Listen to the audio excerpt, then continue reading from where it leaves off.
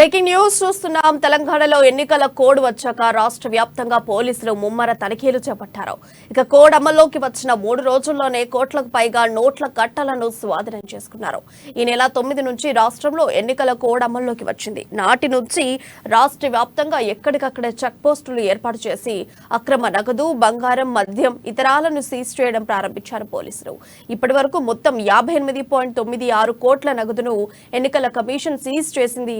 నిబంధనలకు విరుద్ధంగా నిల్వ ఉంచిన మద్యం, అక్రమంగా తరలిస్తున్న గంజాయి, బంగారం, ల్యాప్టాప్లు, వాహనాలు, కుక్కర్లు, చీరలు తదితరాలను సీజ్ చేసింది. వీటి విలువ 109.11 కోట్లకు చేరింది. ఆదివారం రాత్రి, సోమవారం కూడా పలు చోట్ల భారీ మొత్తంలో నగదు, ఆభరణాలు పట్టుకున్నారు. వాటికి సంబంధించిన పత్రాలు చూపకపోవడంతో సీజ్ చేశారు.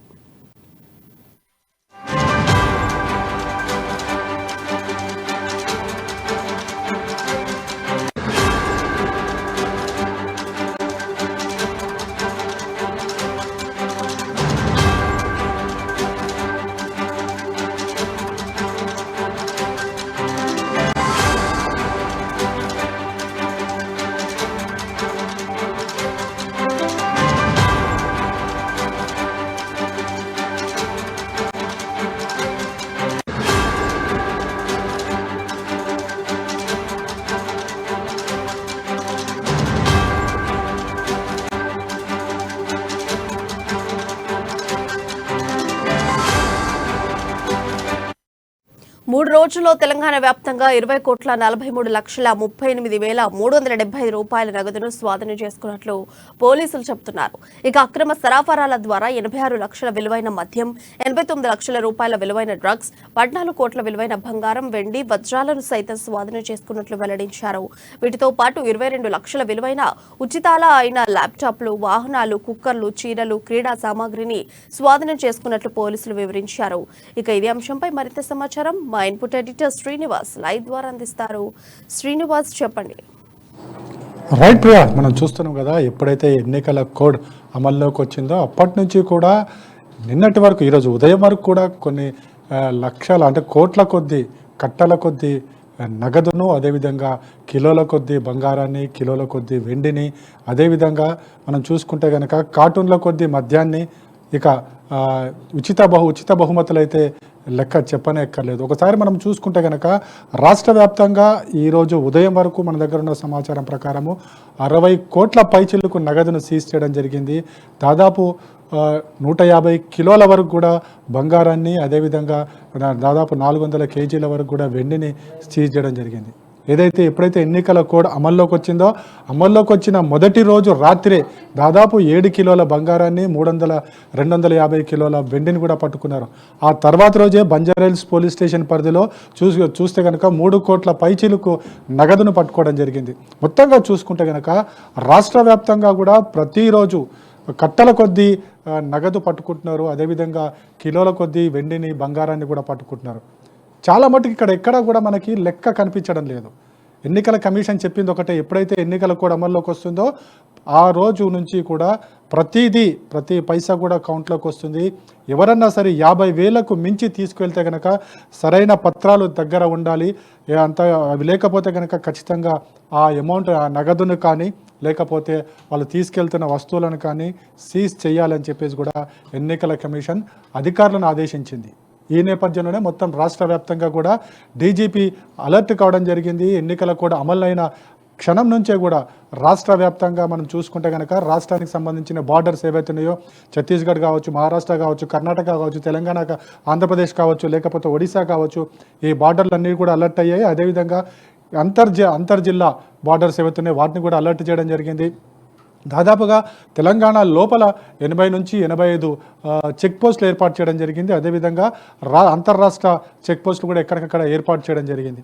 మొత్తంగా చూసుకుంటే కనుక ప్రతిరోజు కూడా ప్రతి చోట చెకింగ్లు జరుగుతూనే ఉన్నాయి. ఎక్కడ చూసినా సరే పోలీసులు కాపు కాయడం, చెకింగ్ చేయడం, వాహనాలను తనిఖీ చేయడము, 2 వీలర్లను 3 వీలర్లని అదేవిధంగా 4 వీలర్స్ని కూడా వదలలేదు. ప్రతి చోట కూడా ప్రతి చెక్ పోస్ట్ పాయింట్లో కూడా పోలీసులు అలర్ట్గా ఉన్నారు. ప్రతి వాహనాన్ని కూడా తనిఖీ చేస్తున్నారు. అనుమానం వస్తే వాహనాన్ని మొత్తం కూడా తనిఖీ చేస్తున్న పరిస్థితులు అయితే కనిపిస్తున్నాయి. మనకి ఈరోజు ఉదయం కూడా చూసుకుంటే కనుక మేడ్చల్ దగ్గర దాదాపు 7 కిలోల బంగారాన్ని అదేవిధంగా 8 కిలోల వెండిని కూడా పట్టుకున్నారు. కానీ వాళ్ళ దగ్గర సరైన పత్రాలు ఉండడంతో వారిని విడిచిపెట్టడం జరిగింది.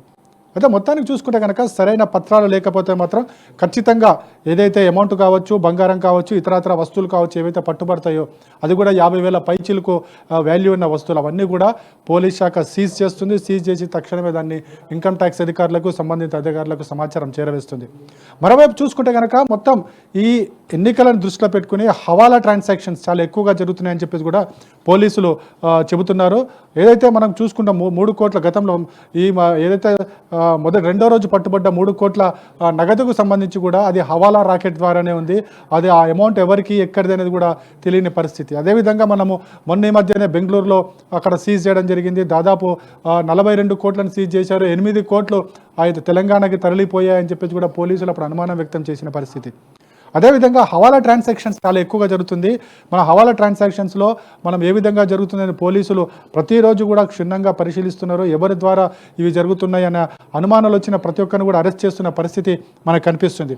ఒకసారి చూసుకుంటే కనుక ఎన్నికల కోడ్ అమల్లోకి వచ్చినప్పటి నుంచి కూడా దాదాపు 60 కోట్ల పైచులకు నగదును కావచ్చు సీజ్ చేశారు. అదేవిధంగా కిలోల కొద్ది బంగారాన్ని, వెండిని, అదేవిధంగా మనం చూసుకుంటే కనుక మద్యాన్ని సీజ్ చేయడం జరిగింది, పట్టు చీరను సీజ్ చేయడం జరిగింది.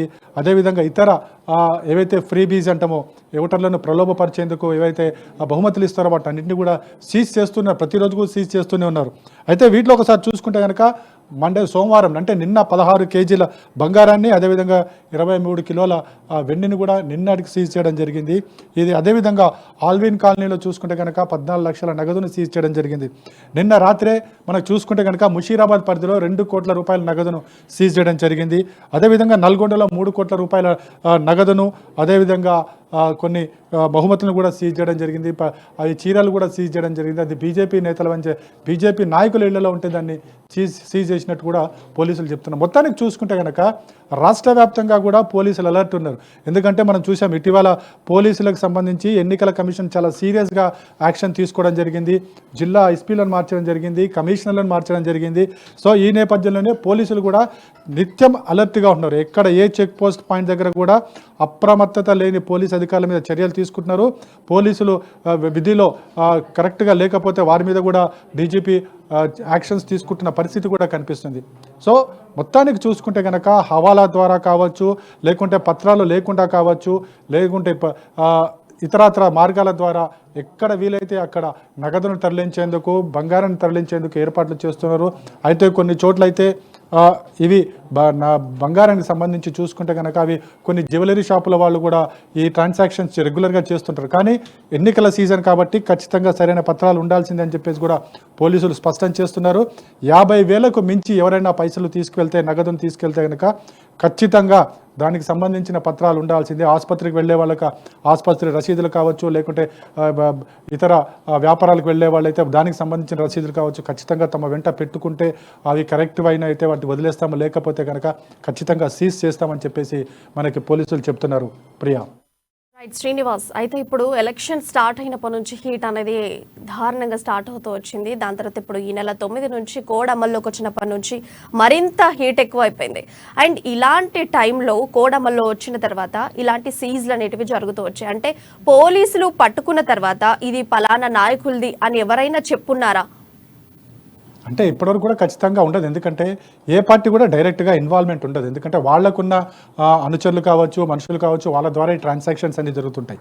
వన్స్ అది కాన్స్టిట్యున్సీకి చేరిన తర్వాత అక్కడ వాళ్ళు ఎలా డిస్ట్రిబ్యూట్ చేసుకుంటారనే తర్వాత విషయం. కానీ ఫస్ట్ ఎప్పుడైతే ఇంత లార్జ్ అమౌంట్లో ఈ నగదు ట్రాన్సాక్షన్ కావచ్చు, లేదా గోల్డ్ కావచ్చు, వెండి కావచ్చు, అన్ని ట్రాన్సాక్షన్ జరుగుతున్నప్పుడు ఎక్కడ కూడా పార్టీలు నేరుగా ఇన్వాల్వ్మెంట్ ఉండదు. కేవలం మనకి పైకి కనిపిస్తుంది మాత్రమే, ఇంత కనిపించకుండా ఇంకెంత తరలిపోతుంది అనేది కూడా ఇక్కడ ఆలోచించాల్సి వస్తుంది. ఎందుకంటే చెక్ పోస్టులు ఉన్న చోట మాత్రమే ఇవన్నీ కూడా పోలీసులు చెక్ చేస్తుంటేనే దొరుకుతున్నాయి. చెక్ చేయకుండా తప్పించుకుంటున్న వారు ఇంకెంత తీసుకువెళ్లారు అనేది కూడా చూడాల్సిన అవసరం ఉంది. ముఖ్యంగా తెలంగాణ ఎన్నికల విషయానికి వస్తే కనుక ఇది చాలా ప్రతిష్టాత్మకంగా అన్ని పార్టీలు తీసుకున్నాయి.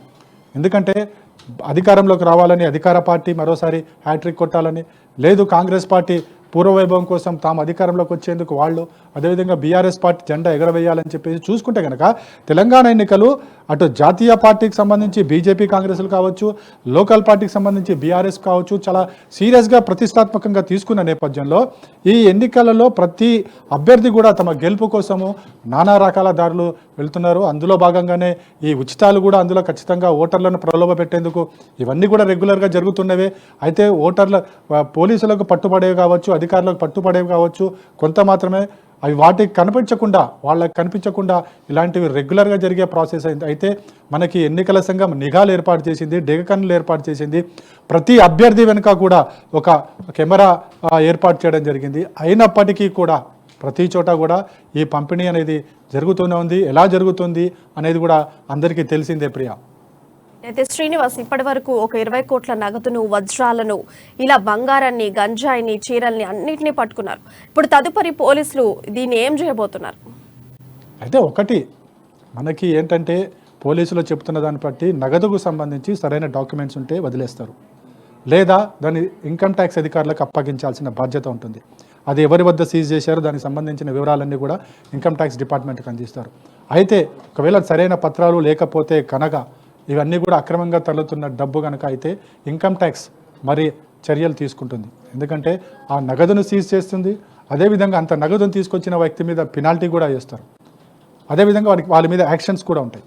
సో అందుకోసం మనం చూస్తుంటే కనుక ఎక్కడైనా సరే ఈ అక్రమాల తరలింపుకు సంబంధించి అమాయకులు కావచ్చు, మధ్యవర్తులు కావచ్చు పట్టుబడతారే తప్ప కరెక్ట్గా ఎవరికైతే చేరాలో ఆ మనిషి పట్టుబడడం అనేది చాలా తక్కువగా జరుగుతుంది. ఎందుకంటే ఇన్కమ్ ట్యాక్స్కి సంబంధించి చూసుకుంటే కనుక ఈ నగదు లావాదేవీలన్నీ కూడా ఇన్కమ్ ట్యాక్స్ అధికారులు చూస్తారు. కాబట్టి వాటికి సంబంధించి ఎవరైతే తీసుకువచ్చారో, ఎవరైతే తరలిస్తున్నారో అక్రమంగా, వారి మీద ఇన్కమ్ ట్యాక్స్ అధికారులు చర్యలు తీసుకుంటారు. అదేవిధంగా గంజాయికి సంబంధించి పట్టుబడ్డదంతా కూడా ఎక్సైజ్ డిపార్ట్మెంట్ చూసుకుంటుంది. అదేవిధంగా మద్యం సంబంధించి కూడా ఎక్సైజ్ డిపార్ట్మెంటే చూసుకుంటుంది. అదేవిధంగా గోల్డ్ కావచ్చు, ఇతరత్ర ఏవైనా నగదు సంబంధితం అన్నీ కూడా ఇన్కమ్ ట్యాక్స్ వారు చూసుకుంటారు. దానికి సంబంధించి పట్టుపడ్డ వ్యక్తులు ఎవరైతే ఉంటారో వారి మీద చర్యలు కూడా పోలీస్ శాఖ చూసుకుంటుంది. అదేవిధంగా వారి మీద యాక్షన్స్ ఏవైతే ఉన్నాయో వారి మీద ఏ విధంగా చర్యలు తీసుకోవాలి, వారికి ఏ విధమైన పెనాల్టీ వేయాలన్నది కూడా ఇన్కమ్ ట్యాక్స్ అధికారులు చూసుకోవడం జరుగుతుంది. మొత్తానికైతే ఎన్నికల సమయంలో ఇవన్నీ కూడా సర్వసాధారణంగా జరుగుతుంటాయి. కానీ ఎన్నికల డిపార్ట్మెంట్లు ఏవైతే 20 శాఖలు ఏవైతే విజిలెన్స్ శాఖలు ఏవైతే ఉన్నాయో అవి మాత్రం చాలా సీరియస్గా తీసుకోబోతున్నాయి. ఎందుకంటే ఒకవేళ పట్టుబడ్డది పార్టీల నుంచి అయితే ఏ వ్యక్తి నుంచి పట్టుబడ్డదో ఆ వ్యక్తికి సంబంధించి ఎన్నికల కమిషన్ కూడా చర్యలు తీసుకునే అవకాశం ఉంది. కాబట్టి ఈ ఎన్నికల కోడ్ సమయంలో నాయకులు కావచ్చు, పార్టీలు కావచ్చు జాగ్రత్త పడడంలో ఏమాత్రం సందేహం లేదు Priya. Thank you Srinivas for the updates.